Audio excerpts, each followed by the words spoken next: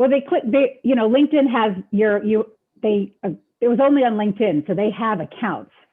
So it was people clicking on our paid ads.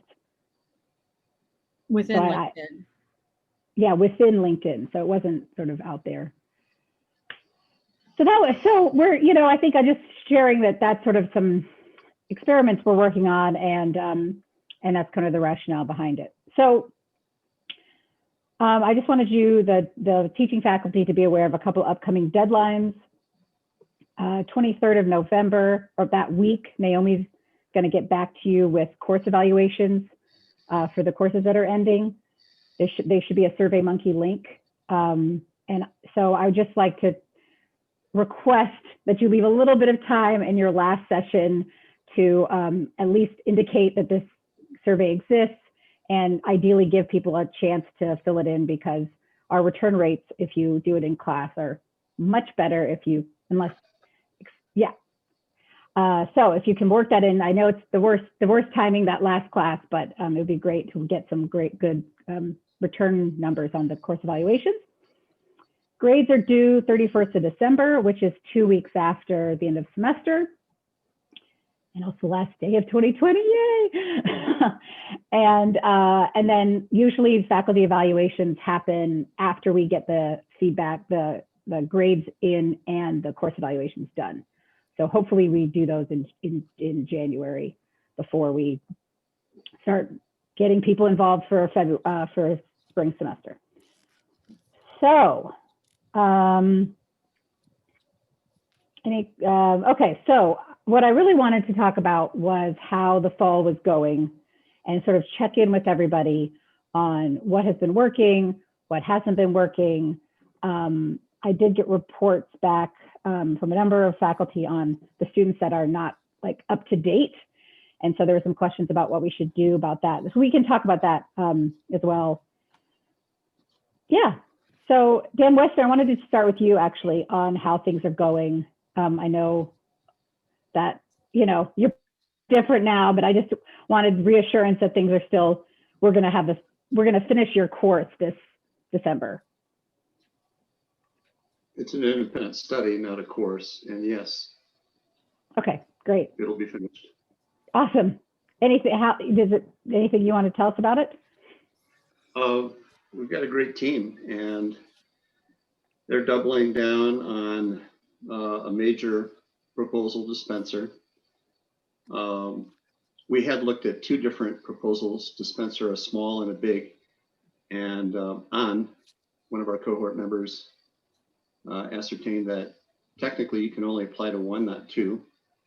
So we did not apply to the small, we're only applying to the large, and that's a 2-step process at the end of November and the middle of December. So that's a really major undertaking. They're learning what it is to do Tier 1 level grant application, and what all goes into the peer-reviewed type literature review.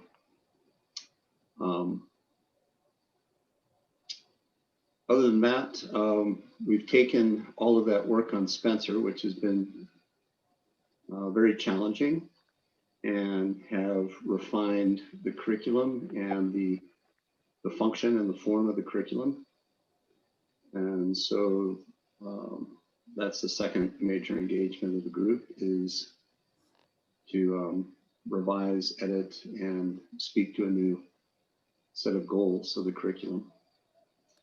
The third thing that cohort 2 will then do is convene the local coordinating committee and just go point by point with cohort 1, the other members of the LCC, on the changes that they're proposing. Those changes then go back to the government, to the Department of Ed. And it's a very dynamic time. Vietnam has weathered the pandemic pretty well and is forging ahead faster than other countries. And we're trying to capture that kind of dynamism in the curriculum itself. Great, thanks, Dan. Andrea, do you want to tell us what has worked, what hasn't worked with the way things went in class this time, because this is our last session before the semester's over. So. Wow, yeah. Yeah. I would say, we actually coincidentally we've been doing this the beginning of class. The first 10 minutes we do, quote unquote icebreaker or activity. And it's really just become where we pick a name out of the hat, and one of the students leads in whatever activity that is. And from the beginning, they started just with some questions. And it's really a nice way. It gets everybody talking to each other and sort of personalizing things before we dive in. And last week, Samata's questions, one of the questions then people could choose was, what have you liked the best out of, thus far in the class?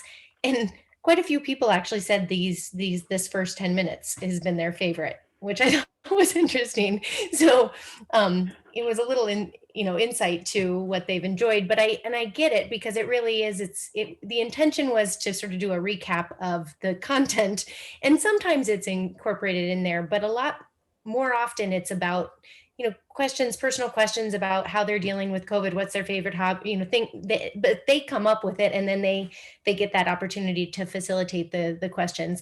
And they've really liked that. So I'm often challenged by it, because I just feel like the 60 minutes isn't quite enough to get through what I feel like we need to get through. And so, we've had 2 classes where I have guest lecturers come in, and I keep, every week I feel tempted to just say, let's not do the icebreaker this week. And I don't. We've done it every week, and I'm always glad that we do, even when you get a few minutes less of whatever, conversation about the content. So I would say that has been working.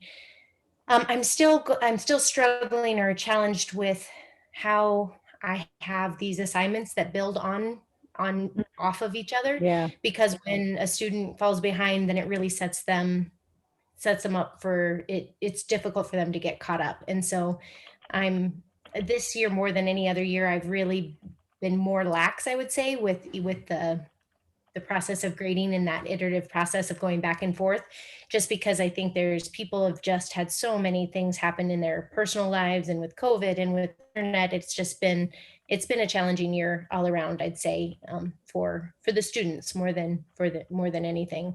So I think re-examining that building onto each assignment will be something to continue to think about.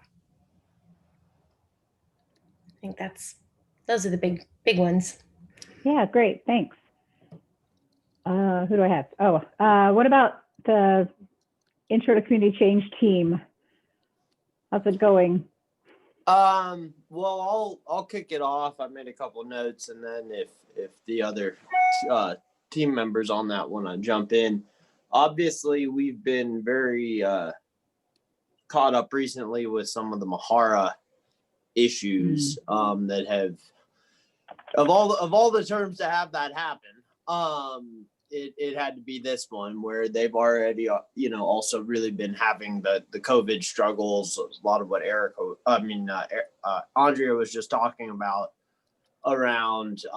We also have kind of stacked assignments, and so with them falling behind on that due to COVID, then we've had a lot of juggling how to do those assignments. We certainly were kind of aware of COVID, as we went into the term. I don't think I anticipated it being quite as much of a challenge for the students. We've also, I think, some Mahara issues, and then just really struggling with how to do the lab assignments when, like the one they're all about to start working on is hold a focus group and create a work plan. So they can't hold a focus group. So we're going to be talking all of this week's class about how to do that assignment in light of COVID. We've had to flip the script for at least this final class. We also were feeling like we've seen throughout the term, as is normal for any class, a diminishing of the energy and enthusiasm, but this one seems extra pronounced. And that's really noticeable in breakout rooms, where when we go into the breakout rooms, people are just, they're kind of in shock. They're not sure what to say.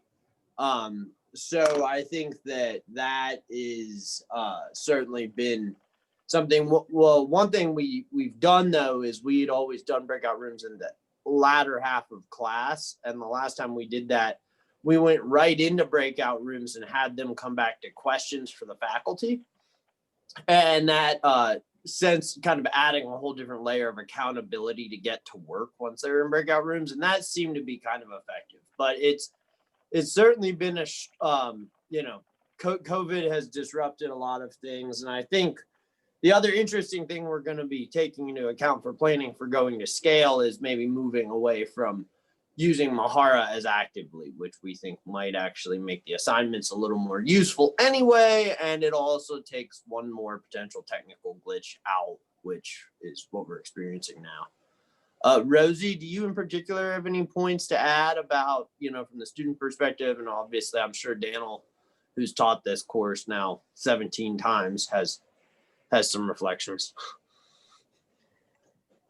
Yeah, just briefly, I'll share. So I echo Andrea's, reflections that maybe the way that we've traditionally stacked assignments really contributes to students falling behind. I would say that, of the 27 official students taking the course for credit who are still, enrolled, we had one dropout.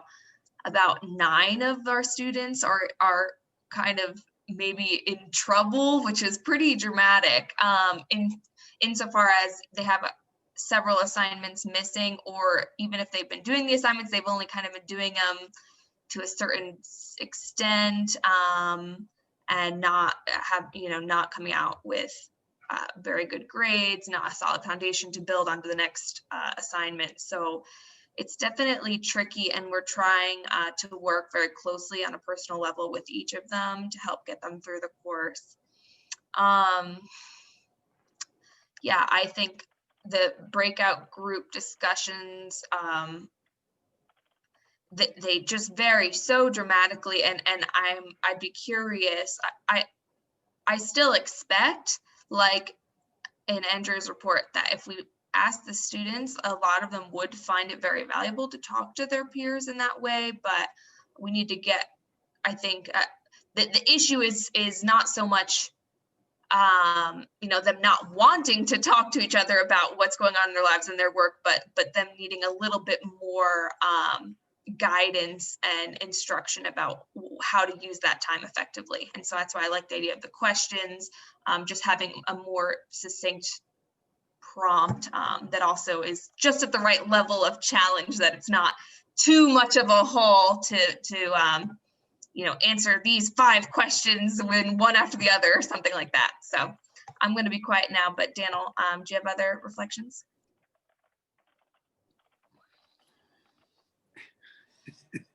Sure feel like an old man when somebody says you taught the course 17 times. And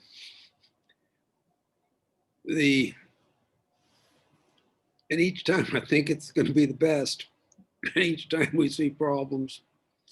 And so the first thing I would like to say is that soon I intend to go back and read all the evaluations that we have done. Luke and I were in fact talking about this yesterday, because I think there's a lot of very interesting literature that we have composed in running this course, in our course evaluations. And it is a resource for the whole university team. I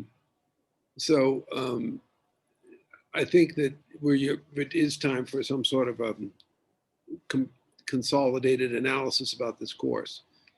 The breakout groups are not giving the serious and heavy lift that I would like them to give of each other's working. And so I think there's an issue to be sorted through. We do have a breakout group that runs in Nepali.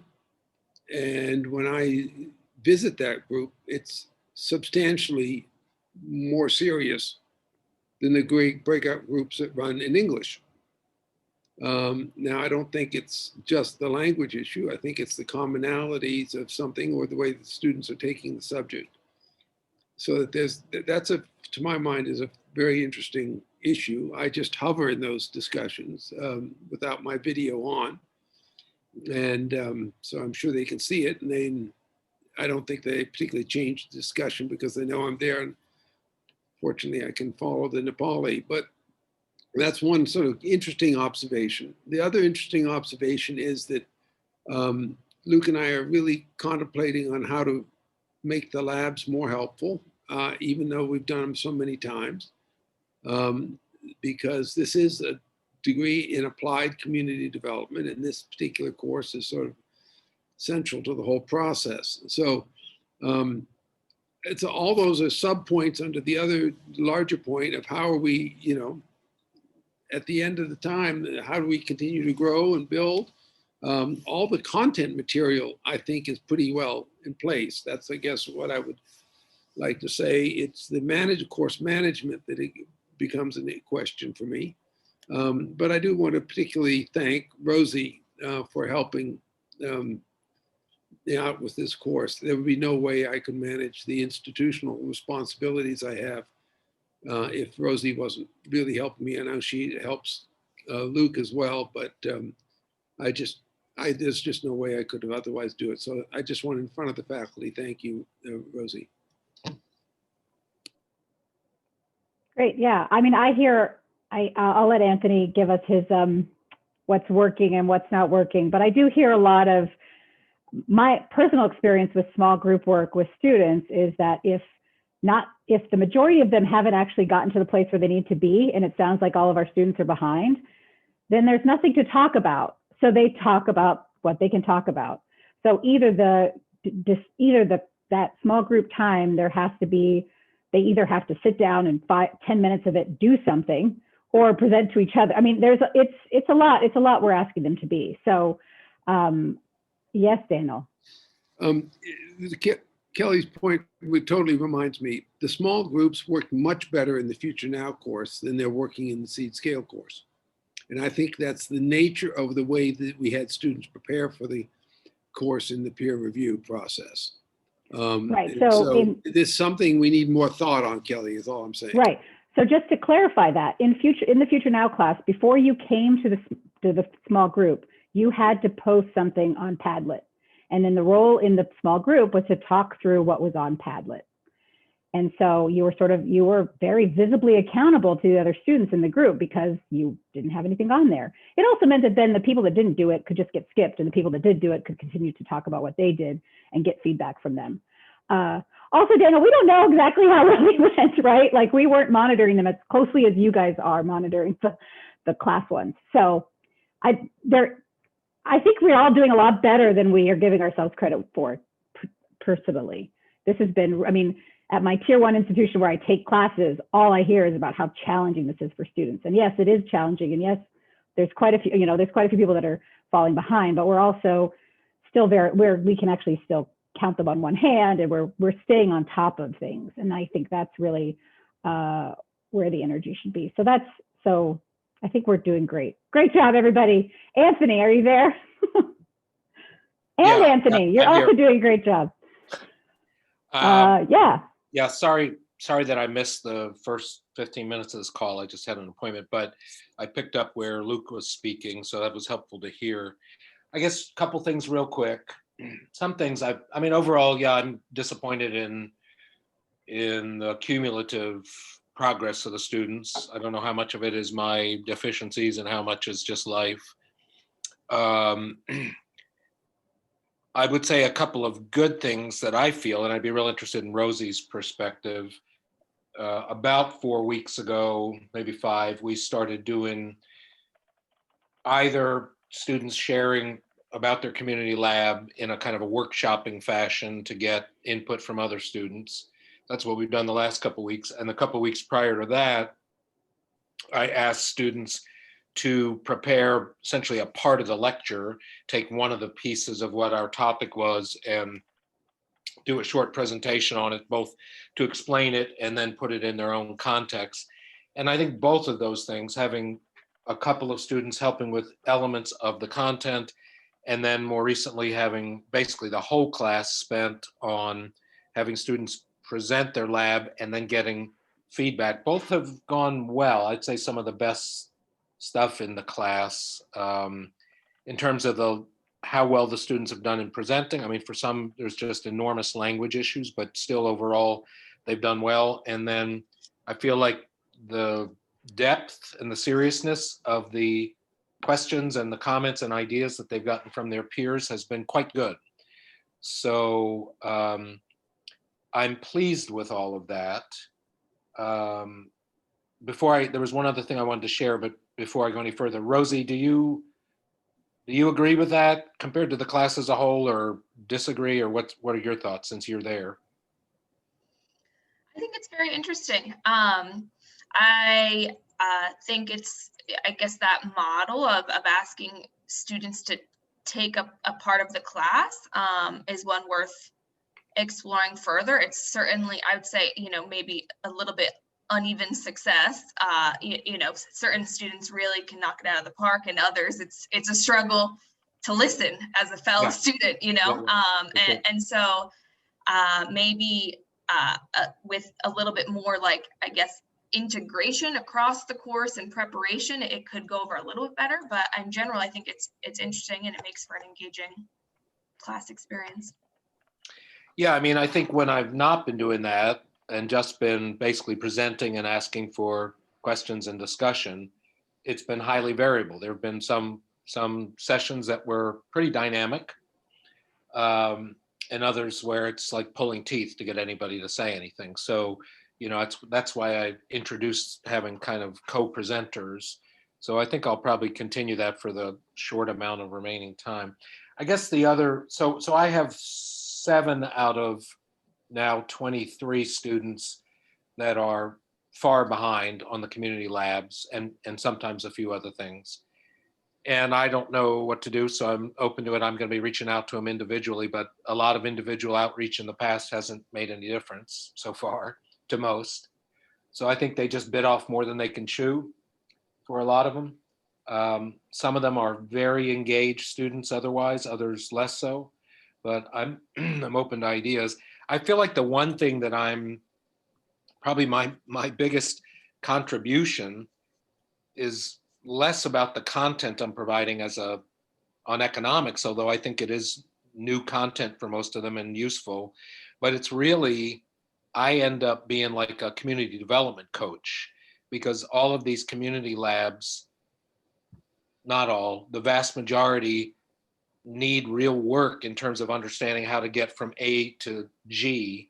And that's what I've done my whole life, is figure out, you've got an idea, you've got a goal. How do you back into that? What are the steps you have to take? What are the challenges and the hurdles you have to anticipate? I mean, that's basically what I do for a living and have for a very long time. So that's what I find myself doing, is helping these students really develop the concrete elements of a community development plan for their lab.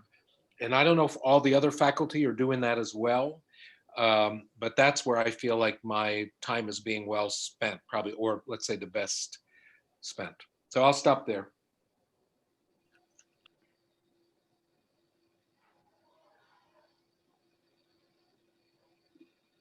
I have some Anthony, responses, but yeah, go ahead, Dan.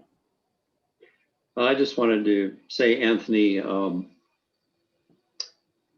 been working with Vietnamese teachers for 31 years, and never have I had a group bring up issues of community capital and bottom-up economics and political terms to the extent they are right now, because that's pretty much forbidden in their context to speak political lingo. And I think the fact that the context of your course, building on your book, and the 6 examples that you lay out in the book, gives them that space to talk about those political things in your context. Well, that's cool. I'm glad to hear that. And it's been refreshing to hear it. And I don't push it because I know that they've got their own political parameters that they must live within. But they kept bringing it up. I went out and bought your book, and I've read it. So you said, all right, I keep hearing this. I'll read the damn thing. Yeah. No, I think on Amazon you should see an uptick right now in sales. Well, thanks for that. That's encouraging to hear that. I don't know if this is premature, Kelly, but I mean, I have some beginning thoughts on the professional development track, and maybe we can have a separate time to discuss that. But I do feel like in the case of all of the students who are falling behind a little bit or not doing so well, I will say kind of what Anthony was saying, like several of them still show like a great amount of engagement and enthusiasm, and I think it really is too much, and perhaps the professional development track would have been better suited to them. And yet there are problems with that too that we can get into a little bit later. But I'd say again, there's sort of uneven participation. So.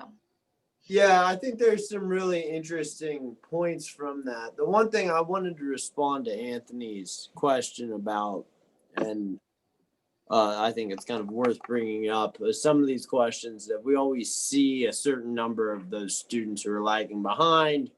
What do we do with them at the end of the semester? And often, especially this year, everybody's got a really good reason. And at least the way I've really tried to approach that is around the question of what's best for their learning within a point of reason. And it's to really, and I've been working with Rosie on this on our students who are falling behind, of saying in this final month, pushing people to be getting drafts of material, really kind of but starting to communicate far out what will be the end of course policy. I mean, where are you going to be drawing that line? And often what I've tried to do with students is push people to get drafts of all the labs submitted and enough of basically a working grade by the official end of the course that is passing, even if it's a 72. And then being willing to grant an additional extension on that work if the student wants to improve their grade. And that usually at that point, you see about a 50% success rate with it. It kind of weeds out who is planning to try to finish and who is just really saying, no, I'll finish. And some people just kind of want to have the rule, have the line drawn. And it's interesting because when I do that, I normally do see, about half of the students say, I will take that opportunity. I see that for what it is. That is a kind of Hail Mary. And the ones who don't communicate, I, have really no problem giving them an F and moving on at that point. But this tends to be kind of where I'm falling in for that push, because often there's a lot of lab work that's built up, and if it's missing, you really, they're gonna fail the course without it. But that tends to be, and I don't know, we may be a little more lenient on that this year in particular, but that really, if a student is engaged, not just in terms of showing up to class, but communicating with me, coming to office hours, that sort of thing, as the course winds down, I will work with them, because it's back to your point, Anthony, about being a coach. And the people who are not taking advantage of that and continuing to kind of come up with excuses or whatever, that you have to just call it at some point. And because I do think, for better for worse, a lot of our students are conditioned to saying, I have a situation before me, and they're either operating under the expectation at that point they're going to fail the course, or you are inevitably going to give them an extension. And so you need to start a dialogue with them before the actual end of the course, tends to be my experience. Right, and that's why I made you guys submit these to me now, because we have a month now to really hopefully keep them from failing out. And this is the time to say, hey, if you don't get this stuff in, you aren't going to pass this course. But sometimes students do need that deadline. And then Anthony, I saw you were going to say something. I've also noticed that there is a large trend between your students, right? Like the same people are showing up, not achieving in any of your classes. So that's really concerning for those people, because it's not like they're choosing to do one person's assignment and not the other. They're just not doing assignments across the board. So yeah, sorry, Anthony, go ahead. No, that's good to hear that. I wondered about that. Two questions. One is, just from the other faculty, do you have sort of a rule of thumb about late submission? I mean, again, I have a handful of students that are 5 weeks behind on submitting their second phase of community lab. Assuming that some of them do it, I don't feel they should get they shouldn't be graded on the same scale as people who got it in pretty much on time. But I also, I don't know. So that's one question. How do people try to address that? And the second question, I forgot. So let's just go with that. Sorry. That's all right. On that, Anthony, I do think, just building on what Kelly was just also saying, I think that the students, students have situations come up. We know that at least one or two have had COVID this semester. And so to my mind, the question of an extension or a late assignment always comes back to communication. Students who have communicated about why an assignment's late, they've essentially gotten an extension, worked out a plan, and I'll still give them the full range of grading. Once it's over a week late with no communication, then they certainly, start to see, say, a 20% reduction in the overall possible point allocation for each week that it's late. I think the official policy on our syllabus is 10% per week. Okay, so that would be 10%. So a point away per week, and we usually don't turn it on until a week beyond, and we reach out because maybe there's been an internet outage, whatever it is.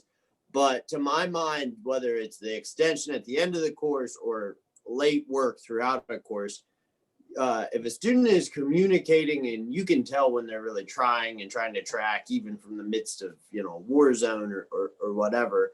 And I think it also, quite often you find out that student is maybe only behind in your course. Back to what Kelly was just saying, it tends to be the same students who are behind on all the assignments, who don't communicate. Like we know that outlier demographic. And I think it's telling that even in this semester with COVID, Kelly, you're saying it's pretty much the same list of students.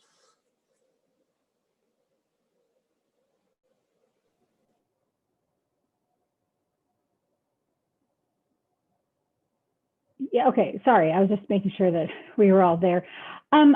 Just skipping ahead to the food for thought item I added, which is about flexible learning environments. It really sort of turns this idea of turning things in on time on its head.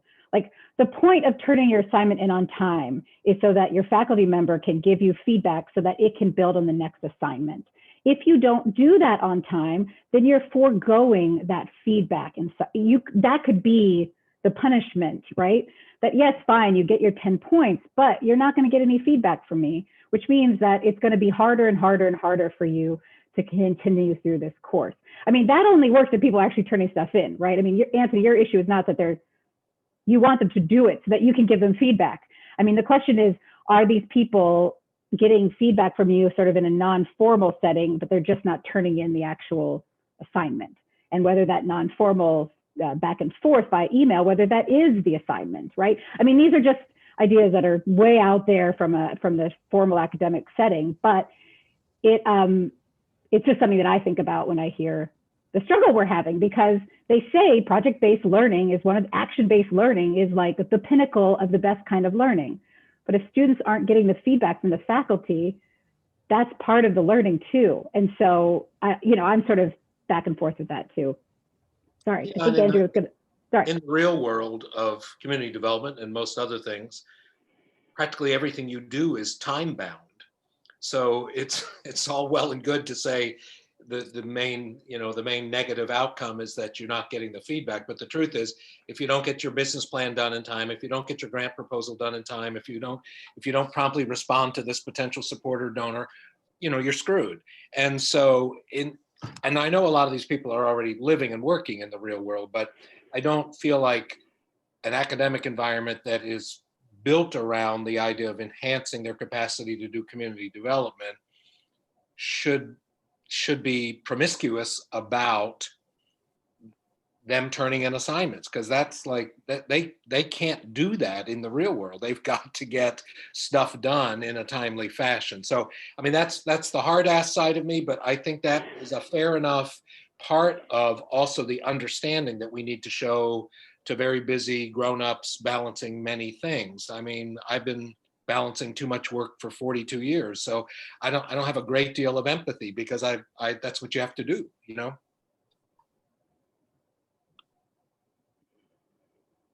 Andrew, did you want to say something? Well, yeah, I was going to say I've also struggled with this, and I don't have the policy that I feel like I've been very strict on. I mean, it says one thing in my syllabus, but I find myself, you know, for an example, as we're talking about these stacked assignments, if I meet with someone on week 6 and we now talk about, you know, wherever they're at in that stage of their project, and then they're able to get to that first week's assignment. So they're accomplishing everything by, you know, starting at week 6, which is they're missing out on all of that, the process, which is really part of the learning, at least in my class. And so it should be reflected somehow in that grade, but I just sort of sat on their assignments are turned in, but I haven't gone through and graded them because I'm in that same boat. I don't really know how to do that. But you know, then the truth is, if we're being flexible and at week 6 they're able to put it all together sort of backwards from one point they move, you know, to the beginning, it's a lot easier for them because they've now seen others at work and they've, you know, not done anything until that week, and then they've done everything within a couple of hours. I feel like it's not fair to grade them the same, but at the same time they've now completed.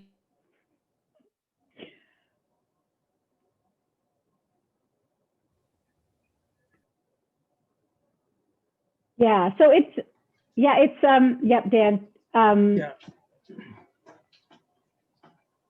Go ahead. I just wanted to say that, you know, we had for a long time this problem, and then it got better when we got stricter on deadlines about 3 years ago, 4 years ago. I remember I got stricter and it seemed to improve. But the last course I taught, I had a number of the students that mainly taking it kind of certificate, that didn't do many of the assignments until right towards the end. And they didn't necessarily do them in the right order. And then they wanted immediate feedback when this is a ways down the line. So I felt like we moved away from having an acceptable level of strictness on that. And the last term was the worst for me in 15 years. Yeah, no, I think having deadlines is, yeah, sorry to hear that, Dan. Sounds hard. It was a real challenging course.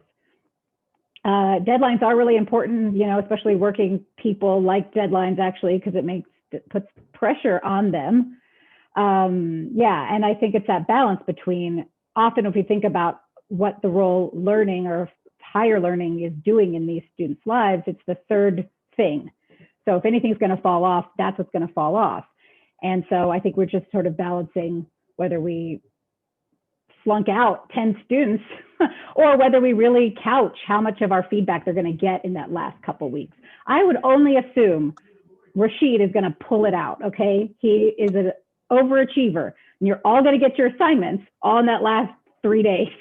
But, you know, you're not going to have the time, he's not going to have the time to iterate those things. And so thinking about how do we, I don't know, you know, how do we change this stacked assignment so that we know that this is coming? But we talk about this every time. But I mean, I think it's good to talk about.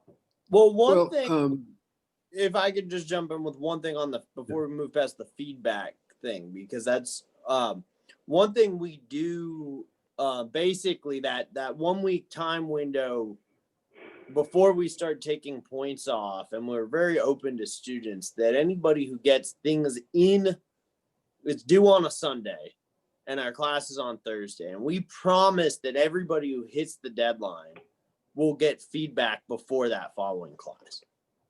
And so it's really saying, it's to that point of we are rewarding and setting time in our schedules aside ahead of time, since we know when there's a deadline, and we take that very seriously.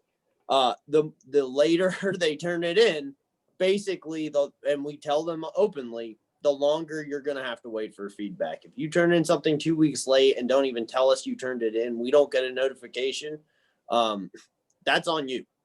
And so I think there is some, if you can use the feedback like a reward, we still give it. I think back to that final point, even if it's 2 weeks late, but if they're not prioritizing the deadlines and not communicating, it seems a little silly for us to then suddenly start to move our work schedules around because they happen to turn it in 10 days late. Go ahead, Daniel. And then Dan. Yeah, I think that Anthony's point about the real world, Anthony, you saw a whole bunch of thumbs up when you were speaking on that, sort of get real, kids. I think that I endorse that. Community development is the hardest subject in the world. It's harder than sending somebody to the moon. But I do also think that the time management point that Erica put in the chat room is hugely important. I think that all of us, I know myself, are feeling time management problems, and I used to think I was pretty good at it with the culture and the angst that's present in society right now. So we have to be aware of that. But I think that one of the issues that really we need to always look at, folks, is what can we do differently? Are our assignments, were they written for a pre-COVID era? And I know that, for instance, Luke and I have been struggling because we actually wrote the syllabus before COVID. And so how do you go out and do focus groups in COVID? Well, we've been trying to cope and adapt. And we're going to have this now as we go into the spring. So that I think a lot of the assignments, we've got to really think through for our spring semester, for those of you who are going to be teaching in the spring, doable assignments, not just bringing forward our prior stuff, because this is really tough. And students have lost their reason for learning in many cases. Dan Robeson. Yeah, part of this issue that I think we should keep in mind is faculty time and efficiency.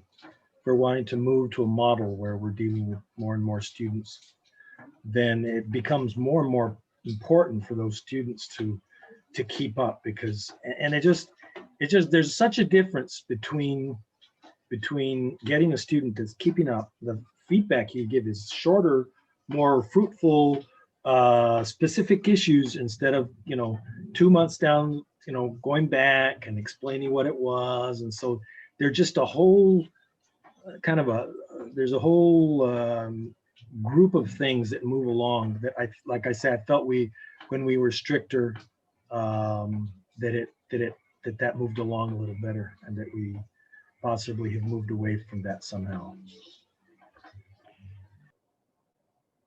Yeah, I think there's, right. So there's a lot of these sort of extracurricular things that were going around on the outside of the actual academic catalog that were helping. There was also, we sort of indicated early on in the semester that all three of the courses people are taking right now, all three of them have these stacking assignments, and that this was going to be a huge challenge. And we've been talking to Dean's Council about how do we, and this is the first semester for half of the students in your courses. So that is a huge lift, and COVID. So even without COVID, that's already a big deal. So I think we've been talking in Dean's Council about how do we restructure the program itself to make it manageable, and to make it not only not that people aren't getting things in on time because they're overwhelmed. Yes, it is negative on the side of the faculty, they're not getting the feedback, but they're just overwhelmed the person. And the idea behind being in our program, there's that tension between, we want students to be in our program to learn from us, to be in our program because we have these great gifts for them, and then we overwhelm them with all of the work they have to do to stay here. So it's just, I think I really appreciate talking about it. I think it's something to keep in mind as we go forward with the program and how things move. Any other questions about that? I just wanted to, so send you this. I put in the file. I sent you a whole article, but this screenshot is really, I sent it to Dan Robeson. Dan Robeson got it, everybody. Hold on. No. Oh, of course, now I can't find, there it is. Yes, thank you. So this is just something that I think when I read this article, when I learned about flexible learning environments, I thought, yeah, this is kind of what we're trying to do. We're trying to make a program that you can sort of integrate with your life and your work. Because ideally, right, we were talking about these community labs weren't supposed to be extra work. They were just supposed to be what you did in your workplace, and now you're getting college credit for it. And as we're seeing from this discussion, it's not, I mean, if that was happening, maybe it's happening for those people that are keeping up and not happening for those people that aren't. So it's just some things to keep in mind. What I really like to try and remember is that, there's some things out there that we could do to help our students to sort of time manage with, sorry, I've closed all my windows, to time manage within the program, like in the course, like is everybody's grade book up to date? Do people that are failing know that they're failing in their grade book? Probably not. The grade book is a horrible tool, but I'm just saying there are other sort of nonverbals that how we can communicate with students that things they need to be keeping up, and that that without keeping up, they're going to really fall behind. And so, Hey, Kelly, can I ask a question? Just sure. I want to make sure that I've not gone down the wrong track. If I heard you right, you said in passing that the community labs weren't supposed to be extra work. They were just supposed to be, the work the students are already doing in their lives. And I've been extremely explicit that just describing to me the work they're already doing is not sufficient, that this is an add-on. This is something new. Right. No, I mean that I think the idea was to take a challenge you have in your, not a solution you've already come up with, but a challenge you have in your workplace and put the seed scale frame or put the bottom up economics frame on it. So yeah, but I think okay. Any other points? I think a lot of what we're talking about is academic advisement or just plain advisement. And in a normal university setting, there is the work of what goes on in class with students amongst themselves and with their instructor. But in addition to that, in a normal academic setting, you have advisement, and that's on top, and that is the continuing mentoring process that spans all the courses. It's not particular to any one course, it spans the courses. So, as a college prof, at any given time, I might have 100 advisees. But I'm getting emails from professors that are telling me so-and-so, perhaps needs advisement in this instance. And then that triggers right there and then some advisement. Not by the person who's grading them, not by the person who's holding them accountable for that particular course, but just helping them mature. And Erica was, texting to all of us, do we have time management built into our instruction? Yeah, it's part of boot camp before people begin the masters, and it's part of a course in the first semester. But that's not sufficient. It's a continuing learning process, not just for students, but for adults in the working world. Anthony, said he's been doing this for 42 years, and maybe he got the time management down around year 10, probably not in month 1, 2, 3, or 5. I would say that for myself. For sure. And all of us, as well as all of our students, are juggling a lot of things. and we are crossing a lot of cultural boundaries. All of them are immersed in a community milieu challenge that probably differs very significantly from the lives most of us live. And I put all this under the umbrella of advisement, which is a never-ending mentoring process.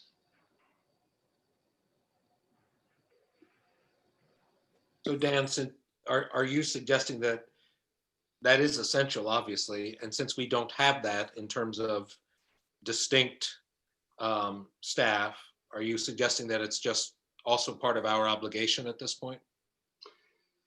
Well, I'm not saying that because it's a lot of work. So some universities hire full-time advisors. And I don't like that direction because full-time advisors are not experiencing what we are experiencing, which is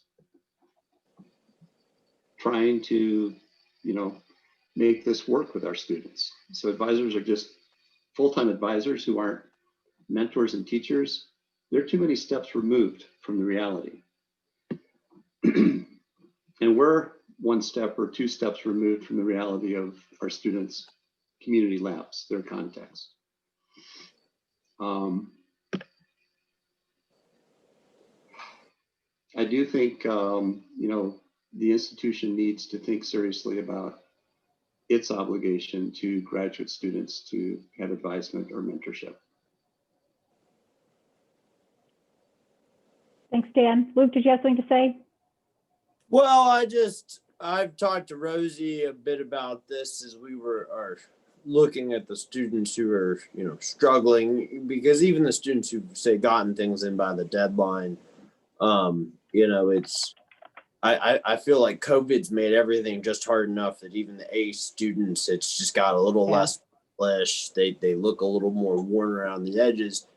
And we talked a lot, and, for some of, I just want to bring up for some of the faculty who are maybe newer to this conversation, but there are pieces of this going back to a few years ago where we talked a lot about a harder push around having the basic framing of this degree as being a 3-year degree as opposed to a 2-year for some of these exact reasons. Because I know certainly, when I get in my headspace and I'm designing these community labs, I think one thing the students juggle with, being able to have that additional time and thought space, whether it's under direct advisement or informal advisement around the assignments, to think, to your point, Kelly, how do I make this assignment work for me? And I think where I know that my planning always falls short in terms of what's realistic for the student is that I'm sharing this space and time with 2 other faculty members. And so if you're talking about, say 1 or 2, only a couple hours of their thought space or headspace in a day, that's going to go towards academics, and it's being shared 3 ways. I just ran a quick mathematical. If we think following the credit hours we're supposed to, each course under a 3-credit course structure is supposed to be delivering 135 hours of seat time learning. And that, if you do that 3 times, that's 405 hours of seat time learning in 16 weeks of class. It's just a lot. And I'm not even necessarily saying let's change it, but I think it's important to remember that we have looked at that in the past, and certainly this is a semester that it really is seeming like maybe students would have higher success and we just don't have very many that are they're either taking 1 and not thinking of themselves as fully in the program, or they're taking 3. But, I'd say a lot of students that just entered with the expectation this was going to take 3 years also shows some of that initial acknowledgement about actual time management and what they're biting off at the start of this program. I talked to a lot of people. I'm saying, well, you've got a job, you've got a kid, and you're realistically saying, yes, I'll just do it because I want to get it over with. Does already from the outset start to say how much are they really thinking about life planning when they take on this commitment. Yeah. I mean, there are a lot of different conflicting priorities students are under. So just to reiterate though, there are full deadlines, like the 31st of December, you have to have your grade into me, and it has to be an F or it has to be an incomplete. An incomplete means that you and the student have made a plan for how they're going to finish the course before the beginning of spring semester. That is the criteria. As far, most institutions come down a lot harder than this conversation never happens, right? These are the rules and you guys have to sort it out. And so, those are the, I mean, if you get back to, we can move around that, but that's the rules from the institution perspective. Is the rule that the incomplete has to be completed before the start of the spring semester? I thought faculty and student could ascertain the date. Faculty, yes, but my advice to faculty is please don't drag it past that. Especially if students. That's advisement, but that's not a rule, right? It can go beyond. Yes, Dan. Yes, the rule is the faculty can decide. I mean, the rule is we change the rules all the time. So, I'm just trying to make a rule so you can move forward with your planning for the rest of the semester. But if students are bringing in incompletes into the spring semester, usually the expectation is that they're going to do it in the summer. If they're trying to get it done February, March, it's just going to bleed into not getting anything done for spring. So anyway, great. I good luck with everything. We'll get there. Let me know if there's anything I can do to help. I think my role is I have the students that are having trouble. We're just keeping an eye on them at this point, and hopefully they'll just all catch up. So, Kelly, can I just ask one last thing before we get off? So, sure. What do I, as a faculty member, what freedom do I have to offer them alternatives? If they didn't go in a pass-fail option, as I'm communicating with them about being behind, I can just offer that to them. And then to do that, they have to communicate with, I don't understand the process to shift from a grade to a pass-fail. Sure. So in a non-COVID semester, they have to start a class with a pass-fail as the option. In a COVID semester like this one, the deadline for making that decision has been extended to the end of the semester. So, which is pretty generous. So if you can get them to get a pass, it doesn't affect their grade. It just goes into this isn't part of your grade calculation. So, last semester we were given this permission to do for the spring semester and no one took it up. So if anyone takes up this semester, this will be the only semester we've actually used this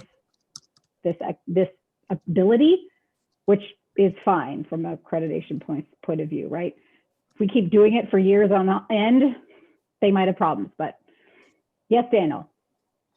Yeah, separate from this faculty meeting, if for anybody of the faculty members who would like multiple copies, we have the new Future Generations calendar. I will just send me you will be getting one anyway. Here, let me just do a quick screen share if you want to get multiple copies. Okay, you should see my screen now. So here we have Donald Trump in January. And then we go on through with Sebastian, Dan Robeson's friend, in February, and then the Maple program in March, and then our songs program of Bolivian Bird. Dan Robeson will recognize the Sylph, and then our community learning in June, and then going on through the faculty practicing what we preach. So if you want copies of the Future Generations calendar, extra ones to give away, now is the time to ask for you will get one anyway, but if you want to hand them out. Great to hear, Daniel. They look beautiful.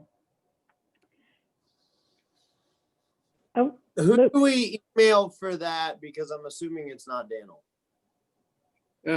To Dina or Shannon, right. But we can send you a stack of them if you want to hand them out we would